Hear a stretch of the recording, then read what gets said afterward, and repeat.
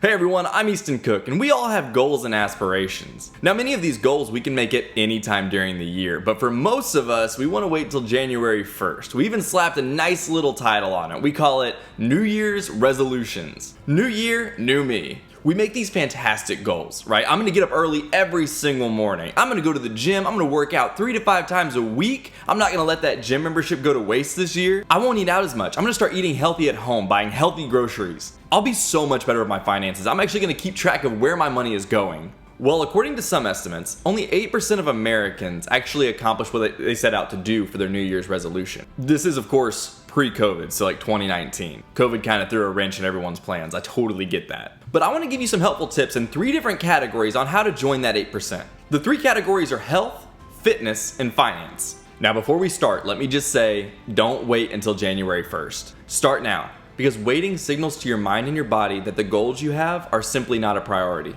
So get a plan together, don't wait, and start now. Now let's talk about health. Health can mean a ton of different things to a lot of different people. For example, mental health. That could be journaling, it could be praying, it could be screaming in the shower and winning those fake arguments in your head. Now, a little side note, I'll always encourage prayer, and I don't mean just like speaking in your head really quickly and hoping that God's picking up the little words and broken sentences. I mean actually stopping what you're doing and really focusing on talking to God. That's spiritual food. What I want to talk about right now is physical food. For example, so many people try and cut out sugar, and I mean totally cut it out on a dime, and then they fail just as quickly as they made that decision. Or they attempt to cut out junk food, and then all of a sudden they end up at Taco Bell the next day. So as far as food goes, I want to start with this. Buy healthy food, but keep a little bit of junk food in the house. And let me explain. For example, I love sugar. I've always had a sweet tooth ever since I was little. So if I just tried to cut out sugar completely and had no sugar around the house at all, I would just end up Uber eating a McDonald's McFlurry like the next day. So a helpful tip in this category is buy the healthy food, right? Cook your groceries, actually eat the groceries you buy, but keep a little bit of junk food or your temptation or whatever your downfall is. Keep a little bit of that in the house. That way you can take just a little bit and reward yourself. So for example, you like Oreos? Keep a little bag of Oreos in the house. Treat yourself from time to time, but for all the other groceries you get, buy healthy food. Also, never go to the store hungry. That is literally just setting yourself up for failure. So here's the deal. If most of the food that you bought is healthy food, then you have 2 choices. One, you can let that go bad and just eat anything else and actually go out to eat and eat bad food. Or you can simply eat it. Really comes down to self-control at this point. Also, do not buy all fruits and vegetables. They will just sit in the back of your fridge and they will spoil. Start small. If there are fruits and vegetables that you like, only buy those, and so that way when you eat those on your next grocery run, you can kind of expand your palate a little bit, right? Don't just go and just start dumping all the produce into your cart, because they will just go bad and you're gonna take the hit when it comes to finances, because all of a sudden you have nothing to show for it, you didn't eat it, you don't want to do it again because you spent too much money on that and they just went bad. So don't set yourself up for failure. Also, a little pro tip. If you have that fast food restaurant that you love, that just you should not be eating every single day, but you drive by it, like on your way to work, or you see it every single day, find a new route home. For me, Chick-fil-A, Taco Bell, I love those places. So if I'm driving home, right, and I pass them every single day, let me tell you, the demons are gonna start whispering in my ear, and I listen to them. I'm gonna pull right in that drive-through lane, and I'm gonna eat. Really comes down to self-control. So if you can, find a new route home, even if it's just slightly different. That way you don't think about it, you don't see it, it's out of your mind, no worry, right? Get home and eat the food that you bought. Now, number 2, our second category, fitness. Whether you're just starting out or you paused your workout for a week, getting into working out can be tough. So here's a couple tips to make your workouts and getting into fitness just a little bit better. Number 1, take progress pictures. To see how far you've come in a couple months, even weeks, is incredible. It really gives you something to look forward to. And when you've made progress, post them. Post those pictures if you want to, whatever you're comfortable with. But be proud of what you've done. No one builds a cathedral and then puts a tarp over it. Be proud, but not prideful. Show your hard work, or don't. Know the difference between being proud of how far you've come and also just a selfish pride. Number 2, get up early. Don't set yourself up for failure. If you normally get up at 8 or 9, let's say, don't try and say, okay, I'm gonna get up at 4 a.m. every single day. You're gonna wake up at 4 a.m., you're gonna get it done one day, and then you're gonna be like, never mind, I'm never doing this again.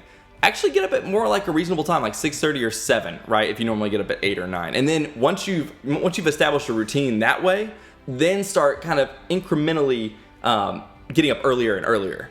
It's really starting somewhere within reason. But getting up and working out and getting that out of the way is one of the best things you can do. There are so many positives to this. For example, you don't have to worry about working out for the rest of the day. You can just do your own thing and just get it all done. It also jumpstarts your mind and body, so you are just completely ready to crush your goals for the day. Last tip in the category of fitness is have yourself a playground day from time to time. Now, I made this term up, but it's worked for me and I know it'll work for you. A playground day is where you go to the gym and you expect to work out a certain group of muscles, or you're supposed to be following a routine, and it's just a blah workout. Like, you're more on your phone than anything else. And I'm talking, you're on Instagram, you're trying to refresh because you've already gone through all the content, and you really are paying just to go sit down at the gym. You don't want to be there, you didn't really enjoy yesterday's workout, you don't have the motivation. But do you remember when you were a kid and it was recess time? You would go outside and you would play your little heart out. And I mean so much so that when you got back in, do you remember the line at the water fountain? And then when you finally got up to the water fountain, you would just be like breathing in the water. That's how thirsty you were. Do you remember those days? That's a playground day at the gym. It's where you ditch the workout you had planned because you were just not into it. And you do only the workouts that actually bring you joy, the ones that you find fun. For me, I love to bench press, I love pull-ups, curls. I'm good at those, which means that I actually enjoy doing those. So if I am ever at the gym and I just don't want to be there, then I'll switch it up. Now, you don't want to do this every single time, right? Because then you're not going to work out the muscle groups that you need to work out as well. But every once in a while, when you've really hit that wall, change it up and have a playground day. Enjoy it, have fun with it. Playground days usually last 30 to 45 minutes. They don't have to be long. And even if they last 30 to 45 minutes, if you're having that much fun with it, keep going for as long as you want, and then get back on track the next day. Number 3, the last category is finance. Budgets suck. Do you remember in our parents' generation, they used to do this crazy thing called balancing a checkbook, which just sounds like a scary act at a circus. Well, we don't really do that anymore, so I'm gonna explain to you how I do what I call a modern budget. So I got sick of not knowing where my money was going. I'm talking all from one account. I would make a purchase here and there, I would pay rent, I would send Venmos, I would pay down a credit card, and the list goes on and on. And then I'd look at my bank account at the end of the day, week, month, whatever it was, and I would be terrified because all the money would be gone and all I would have is this list of just subtractions, right? Deductions all on my account. And I was like, what am I spending my money on? And I would find myself waiting on my next paycheck, right? This is the whole living paycheck to paycheck thing. Side note, I will do a deeper dive into how I do my budgets in a different video. So this is just an overview, but it gives you an idea of how I do finances, and hoping this will help you too.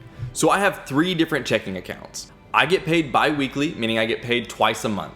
Now, my first checking account is for my student loans. It's solely for my student loans. For example, if you have student loans at, let's say, $300 a month, I get paid bi-weekly. I would divide that up. So I would have $150 come out of my paycheck and go to my student loans checking account each paycheck. I have my student loans on auto debit, meaning that every month, automatically, it simply pulls from that account, and that's it. I never have to look at it. Now, a little advice when it comes to this type of thing, instead of just doing $150 and $150 to pay off your $300 a month student loans, I would do something like $140 or $150. That way you have a little bit of savings too, and you kind of forget about it, and then you look into your checking account at the end of the year and be like, oh, I've got an extra $200, $300, or whatever that comes out to be. I'm not gonna lie, I just did that off the top of my head. It's probably way wrong, so I apologize, but you get the idea. So my second checking account is for my rent and my savings. So for this checking account, I get paid 4% APY, up to $3,000, and then 1% on every dollar after that. Meaning I'm earning interest on this. So if your rent is, let's say, $2,000 a month, I would have $1,000 from each paycheck come out to cover that $2,000.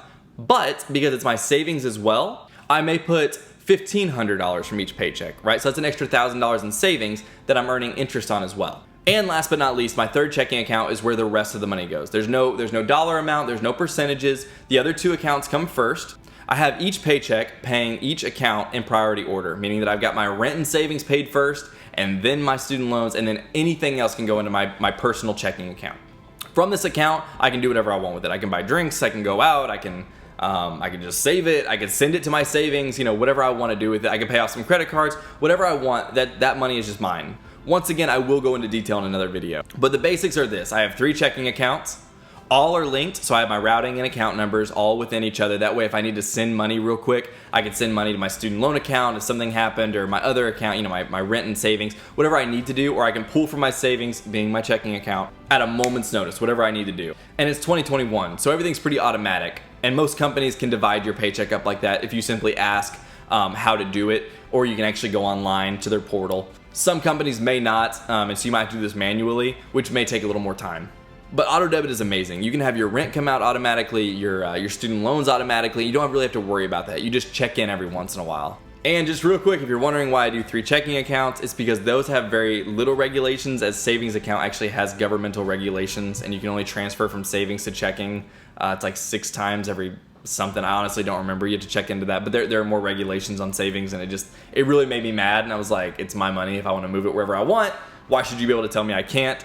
And that's why I do 3 checking accounts. I've had no issues. So from health to fitness to finance and everything in between, you got this. Don't bite off more than you can chew. Start easy and increase as you go. Don't set these outlandish goals that you'll never meet.